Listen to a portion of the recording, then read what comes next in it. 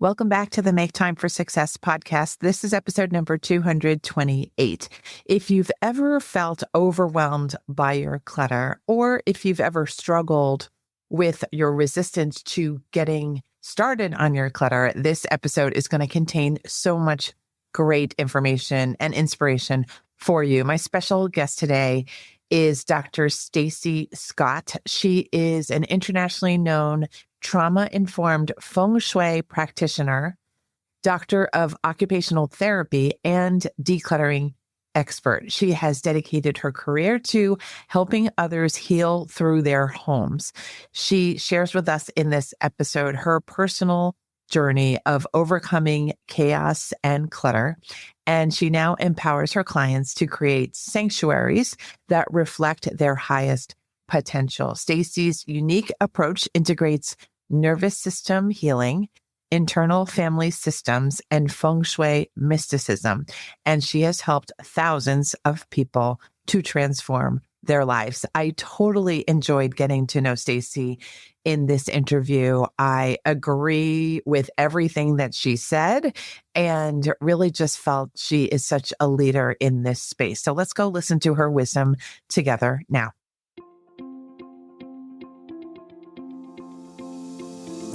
Hi, I'm Dr. Christine Lee, and I'm a psychologist and a procrastination coach. I've helped thousands of people move past procrastination and overwhelm so they could begin working to their potential. In this podcast, you're going to learn powerful strategies for getting your mind, body, and energy to work together so that you can focus on what's really important and accomplish the goals you want to achieve. When you start living within your full power, you're going to see how being productive can be easy and how you can create success on demand. Welcome to the Make Time for Success podcast. Hi, everyone. I am so excited to introduce you to my new colleague and friend, Stacy Scott. I saw her on TikTok of all places, and she kept coming up on my feed, and I kept loving her style of presentation, her earnestness, her honesty, and the fact that she was talking about clutter, which is one of my favorite topics to focus on with people and to be curious about. So welcome to the show, Stacy. Yes, thank you for having me.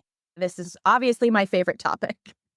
So Stacy is an occupational therapist, feng shui expert, and decluttering expert. And I am so excited and looking forward to just hearing how a person gets to be all these things and how a person like Stacy gets to use all these different types of skills in helping people with their decluttering focus and their projects and getting over the hump of starting with decluttering, because that seems to be the biggest issue for people. Go ahead. Yeah, I mean, right off that bat, that is honestly what I hear the most often as well. I'm always kind of canvassing my community and saying, okay, you guys, you tell me, what is the hardest thing for you guys? And it's always kind of that start. How do I get started?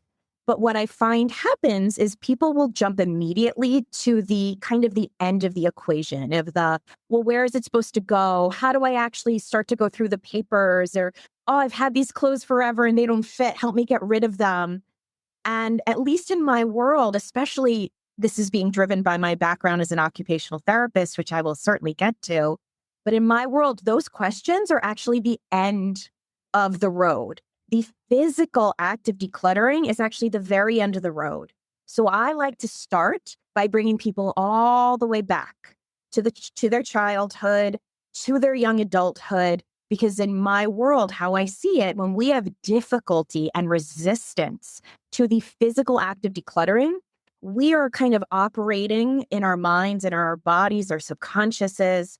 There is some sort of resistive subconscious pattern, a sabotaging behavior, if you will, that's actually producing that physical resistance you feel in your body. So you might be feeling anxiety, fear, just general grumpiness. You know, everybody's going to feel something a little different. But what that's actually coming from is something in your mind that's telling you decluttering either that particular object, decluttering that area of your home, or decluttering in general is unsafe for you, and it's not something you are allowed to have.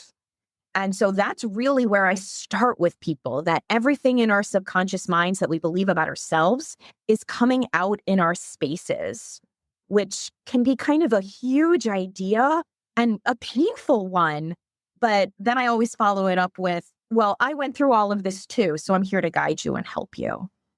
I love that. Could you tell us a little bit about your own journey? And then we'll circle back with what you just said about tying things into people's childhood histories. That is a beautiful technique. I'm just curious how you found that to be the path. Yeah. So, I mean, I grew up in a home that was not only cluttered, but it was also abusive. So we're talking, a lot of emotional abuse, lots of screaming, but then also there was like inches and inches of dust on the floor and nothing ever got moved. So there was no sense of movement, of flow, of breath. I mean, and these were things I was searching for as a kid. I am obsessed with the home. If anybody's into astrology, I have a ton of Cancer energy. So I am just somebody who has always been obsessed with the home. And for me growing up, home felt like another abuser because I didn't feel safe. So I developed these very kind of sabotaging patterns because I had no control, not only of my space, but of my life as a child. So I found as a young adult, I went in the exact opposite direction of what I had been taught as a child, that you never get rid of anything. There was such a pervasive lack mentality in that home. And then when I went to college, I went the exact opposite direction. The pendulum swung very, very violently in the other direction, and I became an ultra minimalist. I mean, I was throwing out my own baby photos. Like I was running away from any sense of emotion through my possessions. I was projecting onto my possessions this like, no, I can't deal with that. So I'm just going to push it away. But what happened was society really, gave me lots of praise, let's say, for being a minimalist. And so it really was a pattern that was not helpful to me, but it lived in my body for a very long time until I became an occupational therapist and I was working in people's homes. And I saw how I was working for Habitat for Humanity, and I was actually being sent into true hoarding situations because we throw around that word. Everybody's like, oh, I'm such a hoarder. And I'm like, but you've never actually seen true hoarding. I have. And there's always a pervasive and strong history of not just trauma, but often sexual trauma. So I got very, very angry at the way we discuss possessions and clutter in our society because it always has this sense of, well, it's your fault. You should be ashamed of how you live. And we feel like it's okay to shame people when really I saw the truth of, well, this is just trauma dressed up in another suit. You wouldn't say that to somebody who was addicted to drugs. This is just your fault. Why can't you just pull yourself up by your bootstraps? And so I actually, in a personal level, got very, very, very burnt out from being an occupational therapist, from working in an insurance-based model. And so I left and I found feng shui, and it became the answer to all of the questions I had been asking myself my entire life about energy and why I feel the energy of home so pervasively. And then I kind of just started putting the pieces together for myself. I was healing myself through my home using feng shui, and then I was healing myself by realigning my relationship to my possessions. And all of a sudden, everything just opened up. My life just got unbelievably good. I was actually just having this amazing moment this morning with my son. Was looking around and just amazed at how much growth and how happy I am now. And I have everything I ever wanted. And I just realized how many other people really needed to have this, and just to be able to diminish the shame that they feel, because I know it's not shame. I know it's trauma. So that is a very long-winded story told as quickly as I could. That was beautifully told. Thank you for sharing the story. As I'm seeing you across the screen, because we're new to each other, although I do see you on TikTok, I see a lot of flow. I see movement flow. I see energetic flow. And was that always how you were? You were always kind of like a flowy kind of person, maybe stuck in a stagnant home? I think that's a really good question.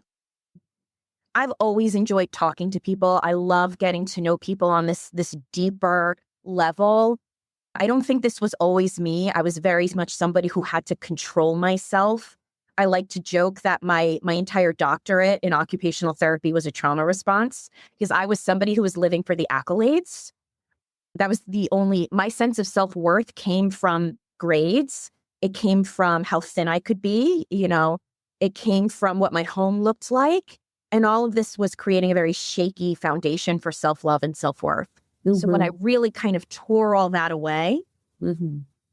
it was challenging. And this is where I step in. And I wish I had a me, 7 or 8 years ago before this was so pervasive on the internet.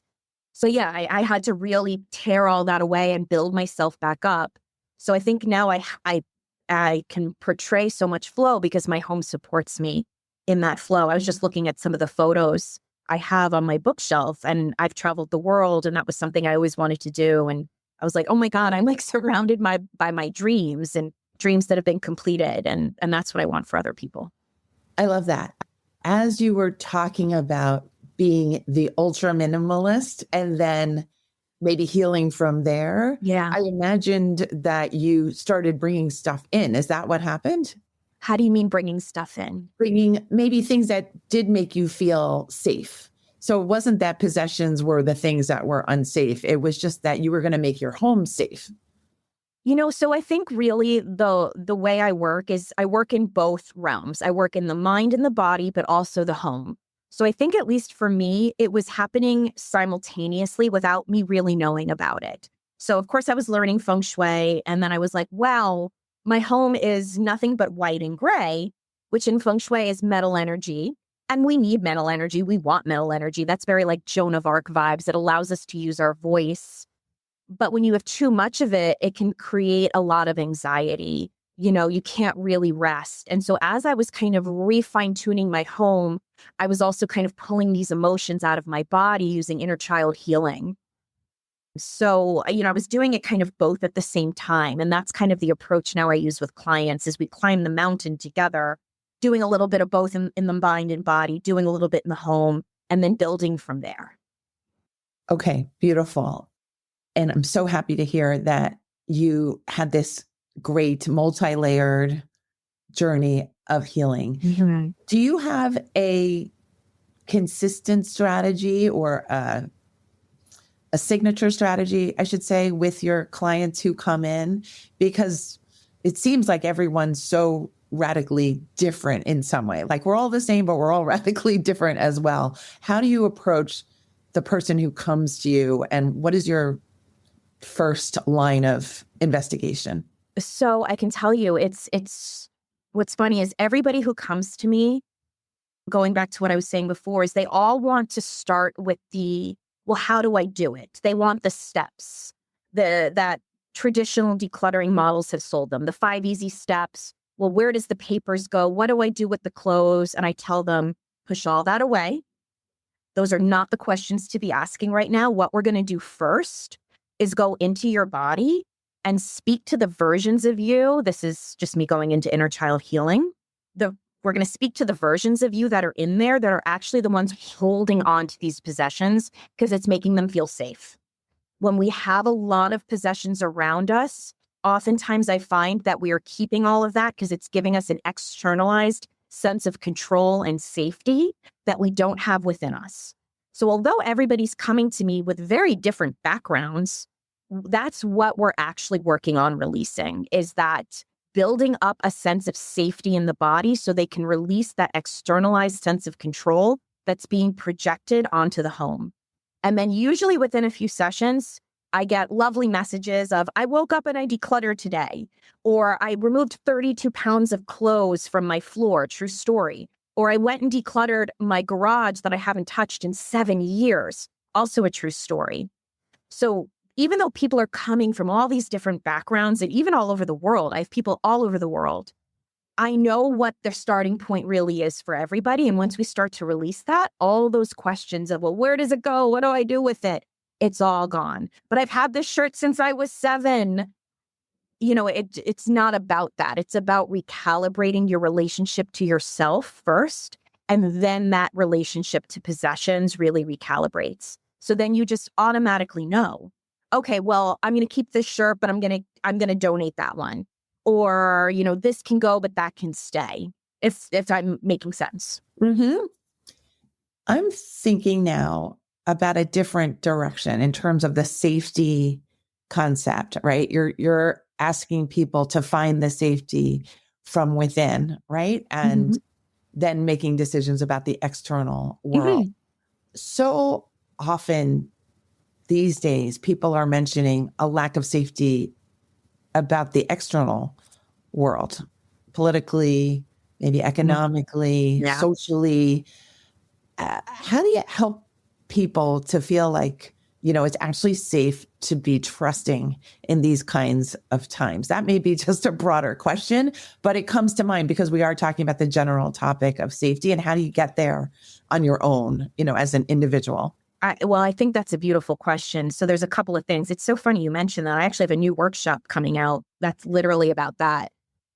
So a couple of answers that will all jive together at the end.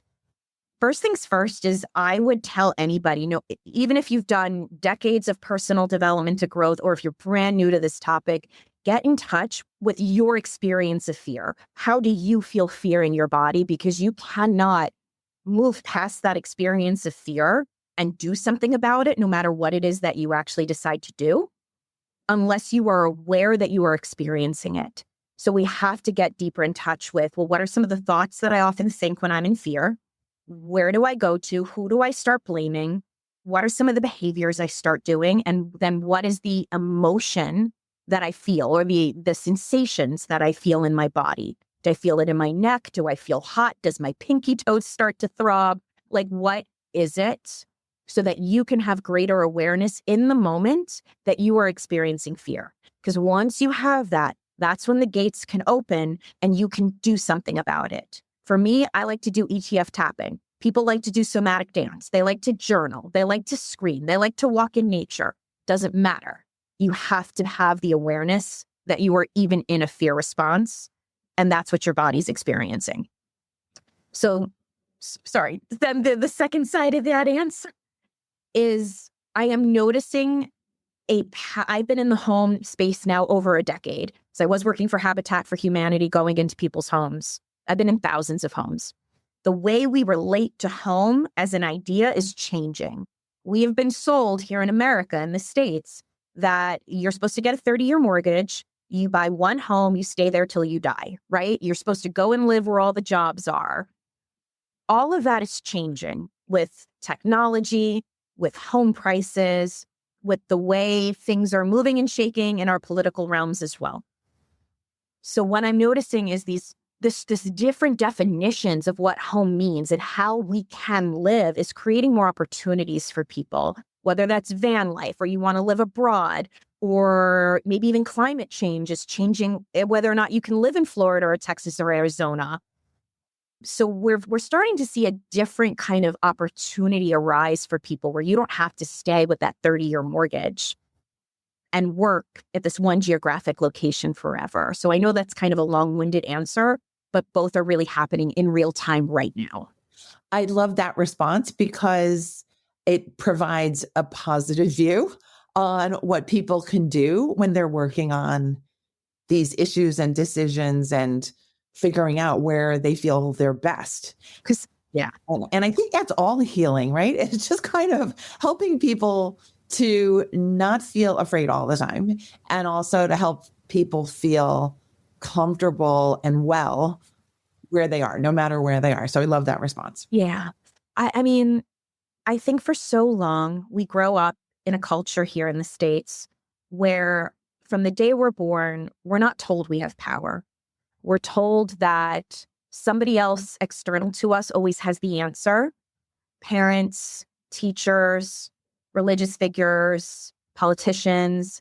And so now most of what I see on the internet is a lot of finger pointing. It's a lot of, well, you did this, but you did that. You're wrong. No, you're wrong. And I think we're missing the point a little bit, that all of that kind of doesn't matter anymore. What matters is what we decide to do with our lives and the actions that we take, because we are not powerless. You are not helpless. And that's hard, I think, for an American audience to really not just intellectually understand, but to really embody. And I like to go back to your point about the healing space. That is most of healing, is taking back your power from these various entities, beliefs, or memories that are making you believe that you're less than, that you're helpless, that you can't have the job, you can't have the money, you can't have the life you want to live. And I just feel like my job, for a lot of all intensive purposes, is kind of holding the space of like, no, look, I had it all on paper. I had the 6-figure perfect job, perfect life, and I was dying on the inside. And I threw it all away and built myself back up into something I'm very proud of now. So there's always opportunity to heal, grow, and change. And that is an American concept, right? Too. As we're feeling all the stress, sometimes there is a very American bent on freedom and freedom and individualism, which can really serve us well too. Yeah, I think what's funny too, we're starting to really see more chatter. Obviously, I'm somebody who's on the internet. I probably spend a little too much time on the internet, but we're starting to see more chatter, like the hard questions of, wow, we've really thrown community completely out the window in favor of individualism. And we need individualism. And I feel like we're coming out of the era of like the me healing movement. And we're going to start to enter into an era where more people are in a more healed place, where we can start to say, okay, I have something to give now. How do I give? How do I create a community? How do I actually create a sense of safety amongst people now that I feel safe within myself? And I feel like that's the era we're moving into. And I'm grateful to see it. I'm very, very thrilled to be here, even though it's messy, it's dirty, it's icky, it's not pretty. But through that messiness, we'll find our way.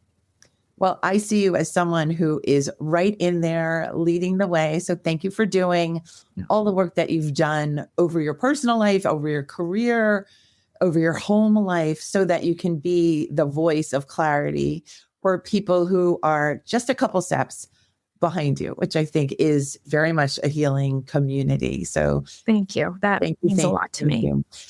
Are there two things that you would tell our audience before we start wrapping up that they should keep in their minds, no matter what stage they are in the healing process, no matter how much or how little clutter they have? What two guiding principles would you want them to hang on to? Yeah, that's such a great question. So first things first, it's not your fault. It's not your fault. I want you to pull up out of your mind every time you feel bad about yourself because of what your home looks like.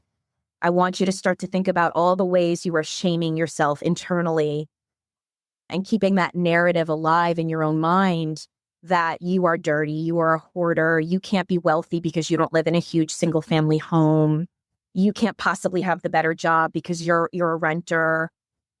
All of that is fake. It's literally all fake. Now, I know your listeners are going to be like, wait, what? This chick doesn't know what the F she's talking about. I promise you, it's all fake. They're fake beliefs instilled in us through the American culture in which we swim. You can have anything you want and live in any home you choose. Because I've been in thousands of homes, I have seen deeply unhappy people in multi-million-dollar homes with fireplaces and wallpaper I wanted to like lay my cheek on. It was so gorgeous and soft. And I recognized these people for being deeply unhappy. I've also been in homes where I live on the East Coast where we would call it a not so great neighborhood. And, and I have been in some of those homes where I didn't want to leave, but there's, police cars going by. We would not call this a quote unquote good neighborhood. I don't even like that, but there it is. And I didn't want to leave these homes because they felt so wonderful. The decor had not been updated since the 80s. It wasn't about that. The energy in that space was so gorgeous. So everything that you believe that you can't have because you don't have XYZ in your home or in your life, it's a lie. And I need you to start confronting those lies because you are retelling those lies to yourself again and again and again. It's not your fault that you have possessions. We live in a capitalist society. It's not your fault that you have difficulty decluttering. It's emotional regulation work, and you were never taught how to do that. It is not your fault you don't have marble, and that lack of marble in your kitchen is not stopping you from getting the better job. You telling yourself the story is. So that's the first thing. You got to pull all that gunk up. Oh, and then the second thing, wow, I feel like I just laid a whole anvil on your people. That's okay. While you're thinking about number 2, I want to add in and just reinforce number 1, because Stacy's calling them lies. I would also say they're beliefs, right? So that both are true, right? Because you're believing a story that doesn't have to be true. You can leave it out as if it's true, but you definitely have the choice of making it something completely different. So in that way, yeah, it's Absolutely. a lie. It feels like truth because that's what our belief system is supporting. So it feels like truth. Yes. Yeah. I mean, there's so many different words for that, limiting belief, what have you. And then I think second is the home for the longest time has been something we really look at as a way to project our success. The size of your home, the cleanliness, the finishing, what you have in your home. And I want people to start rejecting that story a little bit and really thinking a little deeper about forgetting about money, forgetting about I need to work here because I have a job here or I have family here. Forget about all that for just a moment if you can. How do you wish to live? Where do you wish to live?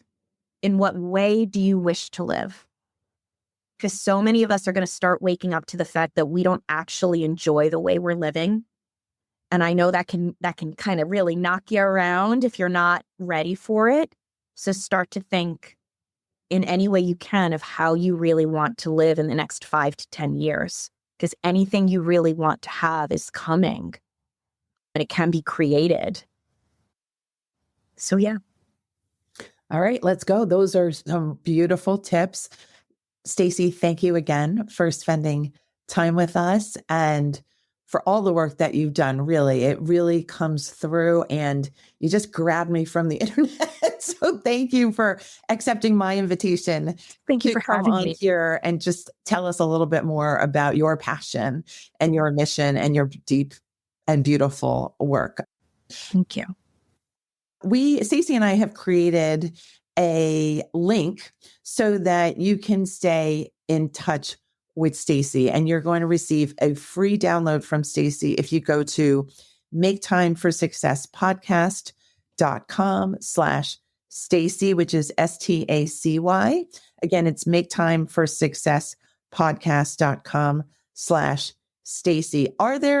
Are you on Instagram as well? I'm on Instagram, TikTok, and YouTube. You can find me under Sanctuary with Stacy at all 3 locations.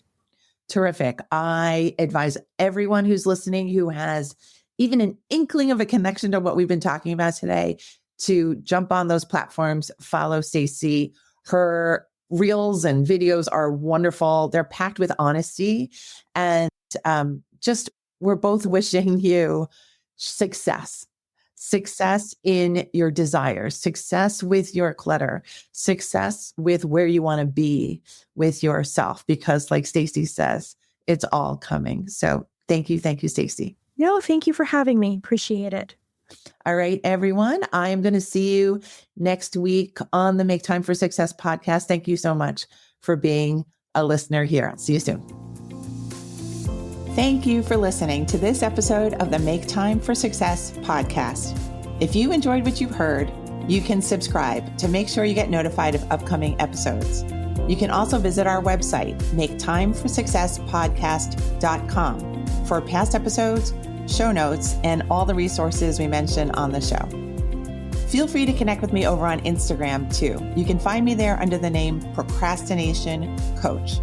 Send me a DM and let me know what your thoughts are about the episodes you've been listening to. And let me know any topics that you might like me to talk about on the show. I'd love to hear all about how you're making time for success. Talk to you soon.